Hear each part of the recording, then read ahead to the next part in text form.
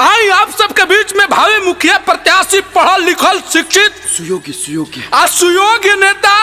जुआ कौन बोले? जुआ नेता, गौरव वाला। आप सबके पंचायत का गौरव है ये। एक के कहाँ से उठा के ले बस रहे? अरे भैया ये बहुत बड़का अनाउंसर है। मुखिया जी अपना माइक थामिए और अपने दिल की बातें बोल दीजिए और ताली बजाइए, ताली।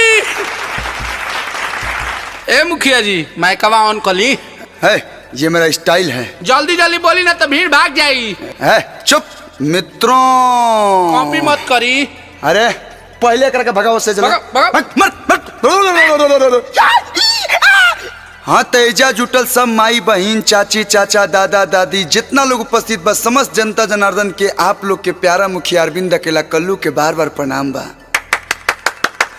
रउआ लोग के आशीर्वाद और प्यार से हम फिर से मुखियाई में खड़ा भइल बनी और हमरा उम्मीद बा कि फिर से आप लोग हमरे के मुखिया बनाई लो। देखी जौन जौन वादा कोई सब पूरा कोई कान ना दिहनी, नल जल कल शौचालय वृद्धा पेंशन गेहूं चाउर सब बंटवानी। 5 साल में कोनो दिक्कत भइल तो हम चाहतनी कि अपन कीमती वोट हमरे के रउआ लोग दी लोग और अपन घर के बेटा के मुखिया बनाई लोग कि आगे भी कोनो दिक्कत ना होखी। सब दिक्कत के लिए बड़ा माइक तो है ने। ये देखिए भुवनेश्वर से विधायक करके आई है मुखिया चांदनी सिंह जी, इस गांव का विकास करेंगी। जब चलते हैं तो लगता है कि साक्षात लक्ष्मी का आगमन हो रहा है। अब आप लोगों के गांव को स्वर्ग बनाएंगी। हम चाहते हैं कि अपने पंचायत के लोगों से 2 शब्द बोलिए। आइए चांदनी सिंह जी, तालियां।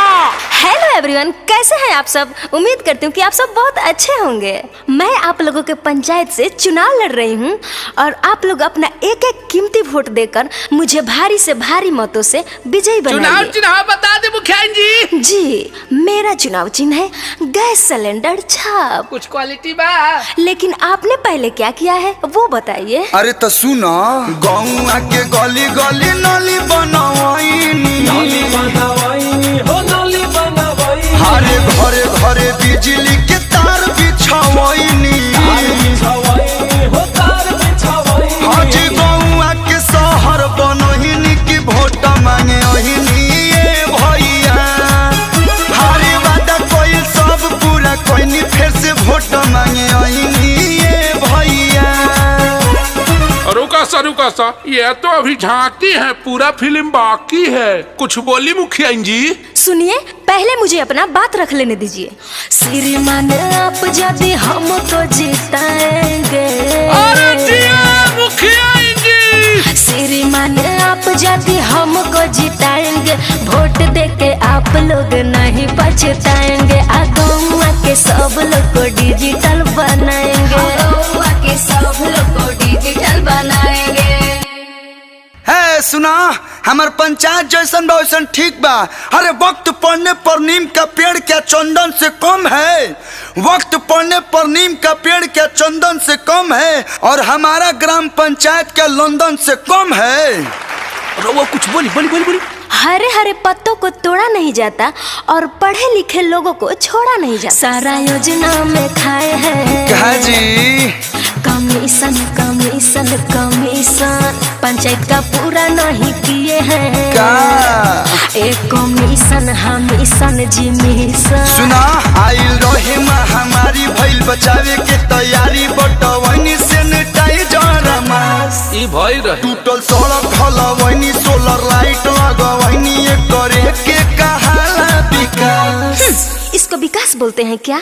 सुनिए आपकी पंचायत की कमियाँ। स्कूल है रोता गाता, सही बात है। टीचर टाइम पे न आता, सही बात है। घोटाला रहता है आपका सुर्खियों में, सारे मुखियों में। नाये चाचा झूठ बोलतिया। छोड़िए, पहले मुखिया जी को बोलने दीजिए। श्रीमान आप यदि हमको जिताएंगे, श्रीमान आप यदि हमको जिताएंगे, बोले हैं जवान हम करके दिखाएंगे। आदर्श ग्राम पंचायत का हम दर्जा दिलाएंगे। देखिए हम ज्यादा कुछ ना बोलम, बस ये नहीं हो रहा करतनी। इंग्लिश मैडम के बात में न आई हा, बीटेक वाली मैडम के बात में न आई हा। कलुआ के फेर से हूँ मुखिया बनई है, अपन कलुआ पर प्यार आशीर्वाद बरसई हा। हम निरंतर प्रयास कैले बानी, एक गोड़ पर खड़ा होके 5 साल रउआ लोग के दिन रात सेवा कैले बानी। अब फैसला रउआ लोग के हाथ में बा कि केकरा के मुखिया बनाए लोग। चल कश्यप। चली मुखिया जी भागी, माहौल गरम बा। हाँ चलिए।